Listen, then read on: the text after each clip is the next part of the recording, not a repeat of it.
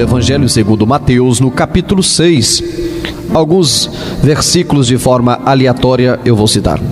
Primeiro versículo de número 19 diz assim: Não ajunteis tesouros na terra, onde a traça e a ferrugem destroem, e onde os ladrões arrombam e roubam. Verso agora 24 diz: Ninguém pode servir a dois senhores, ou há de odiar a um e amar o outro, ou se devotará a um e desprezará o outro. Não podeis servir a Deus e às riquezas. Versículo 25: Por isso vos digo, não andeis ansiosos pela vossa vida, quanto ao que haveis de comer ou beber, nem pelo vosso corpo, quanto ao que haveis de vestir. Não é a vida mais do que o alimento, e o corpo mais do que o vestuário? Meus amados irmãos, certo pensador disse, uma certa feita, que a ansiedade começa onde termina a fé, e a fé termina onde começa a ansiedade. A solicitude recorrente é sinônimo de cuidado e preocupação. Ela tem sido responsável por grande parte dos problemas espirituais e emocionais de muitos crentes. Segundo um certo estudioso, médico evangélico, diz que 90% das enfermidades são de origem emocional e a ansiedade contribui para seu agravamento. Diante disso, os ensinos de Jesus são poderosos para evitarmos as causas e efeitos da ansiedade. A solicitude é o afã. A palavra solicitude em si significa afã ou empenho em atingir um objetivo, desejo de atender a alguma solicitação da melhor forma possível, boa vontade, atenção até mesmo inquieta, um cuidado constante. Mas observamos o seguinte: a questão da traça, ferrugem e ladrões. Isso está no versículo de número 19. Jesus disse: Não ajunteis tesouros na terra, onde a traça e a ferrugem tudo consomem, e onde os ladrões minam e roubam. Os tesouros na terra são as coisas consideradas pelos homens de valor absoluto, tomando o lugar das coisas que Deus tem para nós. Os bens da terra estão sujeitos ao desgaste, à deterioração. Hoje, a traça e a ferrugem pode ser a desvalorização do dinheiro, seja pela inflação, que é o aumento constante, geral e sistemático dos preços, seja pela desvalorização cambial em relação à moeda forte estrangeira, como é o caso do real perante o dólar, ou um confisco monetário, como já ocorreu no Brasil, num determinado plano econômico. Além disso, literalmente, os bens terrenos são cobiçados pelos ladrões e isso causa ansiedade. A questão do coração no tesouro. O mestre disse: Porque onde estiver o vosso tesouro, aí estará também o vosso coração. Há quem volte o seu coração totalmente para as coisas desta vida, ou seja, preocupa-se somente em conseguir e acumular muitos bens, principalmente dinheiro. A avareza é idolatria. O amor ao dinheiro é a raiz de toda espécie de males.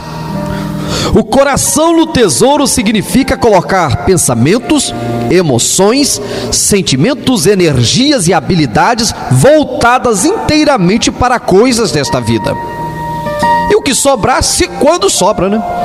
Dedica-se para Deus aqueles que ainda têm este cuidado.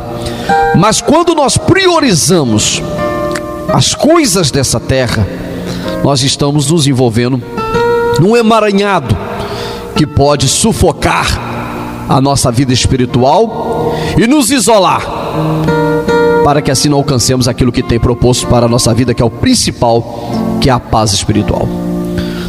Tesouros no céu, nem ladrão, nem inflação. Jesus ensina como sermos verdadeiros milionários ou bilionários no céu, recomendando que devemos ajuntar tesouros no céu, onde nem a traça nem a ferrugem consomem, e onde os ladrões não minam nem roubam. Aquilo que mandamos para lá está seguro, imune a qualquer desgaste. A preocupação com a segurança aqui na terra é geral, Mas eu quero te dizer, contudo no céu, a nova Jerusalém, para onde vão salvos, nem sequer a luz nem grades, porque o Cordeiro é a lâmpada, a nossa iluminação. Os bens entesourados no céu, posso te dizer, estão muito seguros.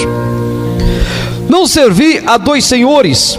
Jesus frisa, a palavra nos orienta isso no versículo 24. Jesus disse: ninguém pode servir a dois senhores, sob pena de se dedicar a um e desprezar o outro. E aduziu: não podeis servir a Deus e a Mamon. Tudo isso tem um sentimento espiritual. Na verdade, Jesus queria dizer que se alguém queria segui-lo, não poderia voltar-se para outro Deus. Mamon é palavra aramaica que significa riquezas, as quais para muitos são Deus. Ou se confia em Deus ou nas riquezas, que é Mamon. Uma atitude exclui a outra.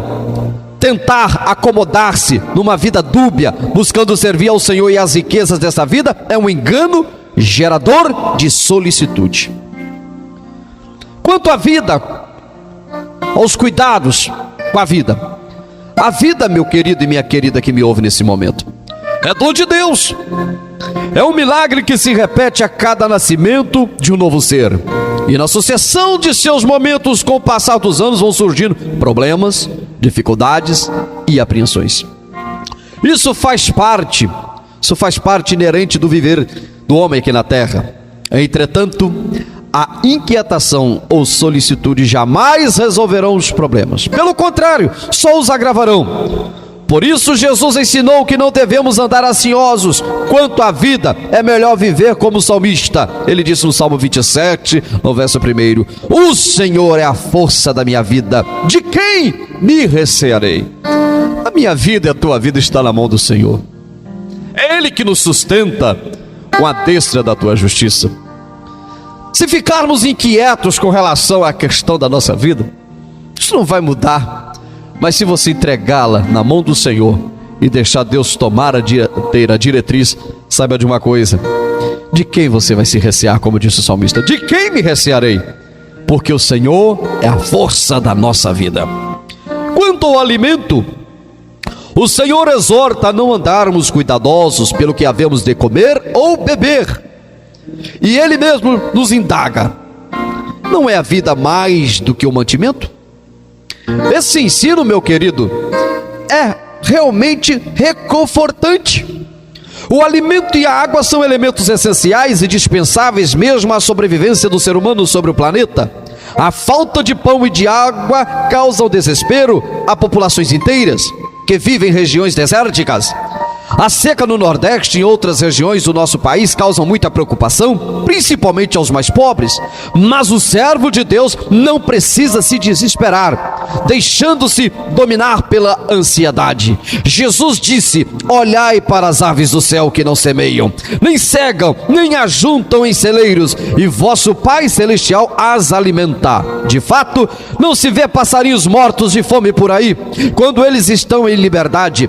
Jesus indagou se os homens não teriam muito mais valor que passarinhos. Com isso, quis estimular a fé com Jeová Jiré, o Senhor que provê todas as coisas. No mesmo texto ele diz: não andeis, pois, inquietos, dizendo que comeremos ou que beberemos, mas o Senhor é a tua segurança. Louvado seja o nome do Deus Todo-Poderoso. É Ele que te ampara e Ele tem um cuidado com você. A sua palavra é fiel e é fiel também para com a tua vida. Mas, pastor, e quanto ao vestuário? Eu costumo dizer que a Bíblia tem orientação para tudo, tá vendo? Você que anda inquieto, inquieta, preocupada, entrega a tua vida na mão do Senhor. A solicitude pela vida é uma questão muito séria. E quanto ao vestuário? Deus fez o homem no Éden, interessante, sem vestimentas como conhecidas hoje. Entretanto, com o pecado, a natureza foi transtornada e Deus teve que cobrir a nudez dos pecaminosos, dos pecantes.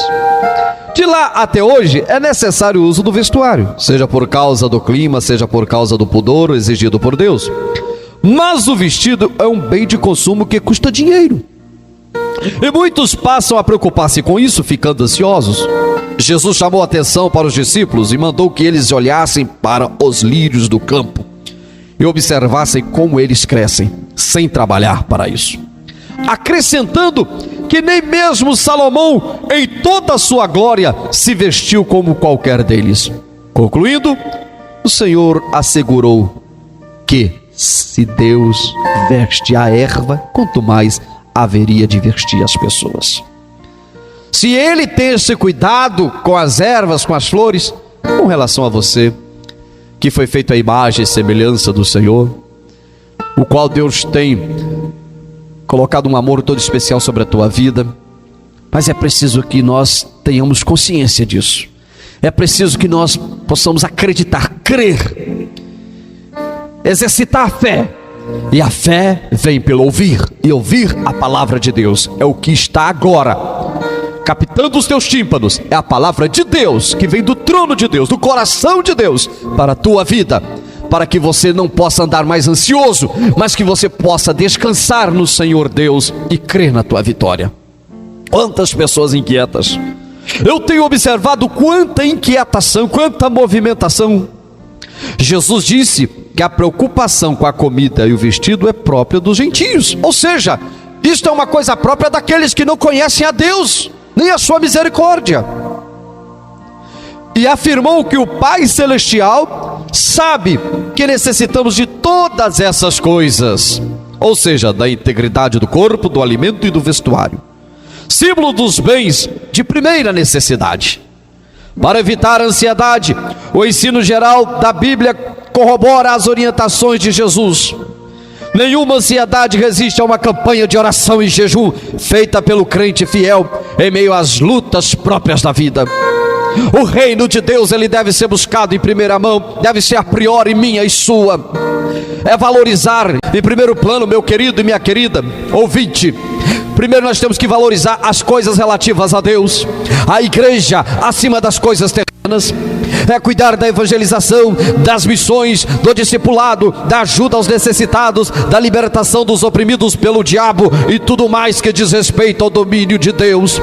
Notemos que essa busca não deve ser irracional, a ponto de alguém deixar de cuidar da família, do cumprimento dos deveres, para só viver nas reuniões da igreja local.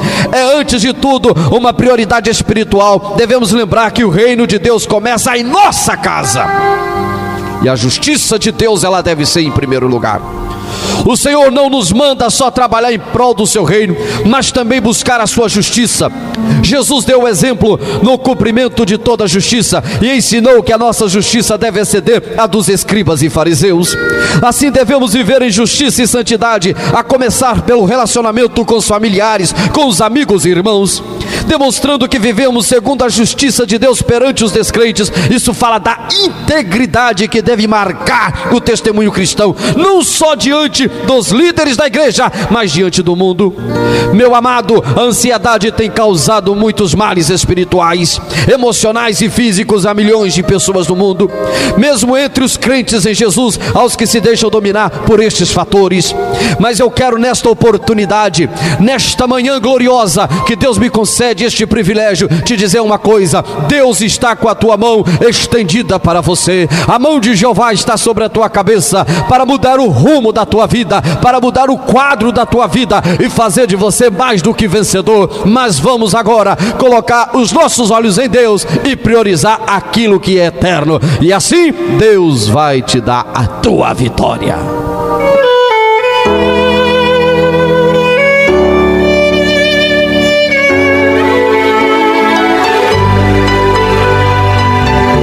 Momentos de oração. E tudo quanto pedirdes, crendo, recebereis. Magnífico Deus, ó Pai, tenho sentido a tua presença de uma forma maravilhosa nesta manhã e sei que o teu Espírito já está operando de uma forma tremenda. Muitos corações nesta hora estão dilatados, porque estão sentindo a tua misericórdia e estão tendo a confirmação de que o Senhor zela pelas suas vidas. Nesta oportunidade eu te glorifico, ó Deus. Eu louvo a Ti. Eu elogio o Senhor não com hipocrisia, mas com sinceridade, porque eu sei que Tu és Deus e Tu estás sobre todas as coisas. Contempla o nosso levantar, contempla o nosso deitar, contempla os momentos de sorrisos, aquelas horas que ficamos angustiados, preocupados. Tu estás, Senhor, com foco nas nossas vidas. E nesta manhã, Senhor, eu quero pedir por estas vidas, esta minha irmã que está aí agora na sua residência, com lágrimas nos olhos, dizendo assim: Senhor, esta palavra foi para o meu coração. Este irmão que se encontra aí também, ó Deus, pensativo, refletindo sobre o Teu poder. Meu Deus, é a Tua palavra. Nos diz o salmista: lâmpada para os meus pés é a Tua palavra e luz para o meu caminho. É assim que Deus tem falado aos nossos corações. É assim que o Senhor tem cuidado de nós, nos dando a certeza de uma coisa: nós não estamos sozinhos nessa terra, mas Tu peleja pela nossa causa. E sabemos que a nossa vida não é restrita somente a este invólucro carnal, a este período mínimo reduzido aqui na terra, mas existe uma vida bem melhor lá nas mansões celestiais, onde vamos gozar de toda alegria, de toda a riqueza que é ofertada através de Cristo Jesus. Portanto, o Senhor conforta esses corações, desperte dentro das suas consciências uma segurança e uma certeza, uma convicção de que Tu estás conosco e de que não estamos sozinhos nesta batalha, não estamos sozinhos nesta luta, mas o Senhor é aquele que nos sustenta pela Tua misericórdia. Meu Pai, neste momento vai de encontro a essas centenas de pessoas, porque são muitos, Senhor, são muitos, são dezenas e centenas de pessoas que estão agora ligados contigo, ó Pai, primeiro em sintonia com os céus, mas conosco também de uma forma simultânea. Abençoa este povo, meu Deus, dá graça, prospera, meu Pai, visita os enfermos nessa hora, aqueles que estão lá no cárcere também, ó Pai querido, dá força, dá graça, dá ânimo e dá também certeza de que Tu os amas de uma forma toda especial. Portanto, ó Deus, na qualidade de profeta, porque foi assim que Tu me chamaste, eu quero profetizar vitória para todos, no nome de Jesus. Meu amado irmão, meus amados ouvintes, ao longo do tempo nós temos tido a preocupação de trazer mensagens de cunho evangelísticos, baseado em versículos bíblicos e também em ilustrações. Se você, ao ouvir essa mensagem, sentir tocado, gostou, achou que ela é proveitosa para evangelizar ou para poder ajudar um amigo, um irmão em Cristo, faça o seguinte: compartilhe, dê um joinha, faça a sua inscrição e envie para o seu irmão. O nosso objetivo principal é evangelizar, ganhar almas para o reino e promover um despertamento espiritual a todos os ouvintes. Que Deus abençoe. Meu muito obrigado.